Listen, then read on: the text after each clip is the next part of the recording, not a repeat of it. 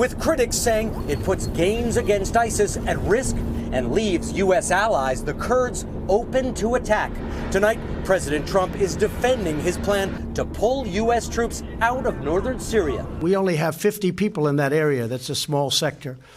And I don't want those 50 people hurt or killed. The president tweeting, it's time for us to get out of these ridiculous, endless wars. But the Kurds are blasting it as a betrayal, warning they could face ethnic cleansing, even genocide by Turkey, which is preparing to launch an attack against them. The Kurds fought shoulder to shoulder with U.S. Special Operations Forces for 4 years against ISIS. We joined them extensively on the front lines and saw how much elite U.S. military units relied on them to fight the terror group.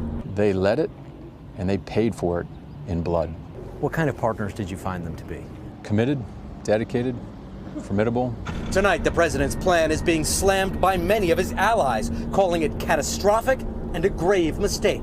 Republican Senator Lindsey Graham saying it's a stain on America's honor. This decision was made with apparently with no consultation or deliberation with military experts and advisors, and that's how presidents get themselves into trouble. After the backlash, the president tweeting he would totally destroy and obliterate the economy of Turkey if they went too far against the Kurds. But there are now also fears about these detention camps, holding tens of thousands of ISIS fighters and their families. The Kurds say they now have to focus on defending themselves, not securing the camp. This all started after a phone call between President Trump and Turkey's President Erdogan, after which the White House issued a statement suggesting that the U.S. would not oppose a Turkish advance against the Kurds. Tonight, a senior administration official is walking that back, saying there was no green light. Hey, NBC News fans, thanks for checking out our YouTube channel. Subscribe by clicking on that button down here and click on any of the videos over here to watch the latest interviews, show highlights,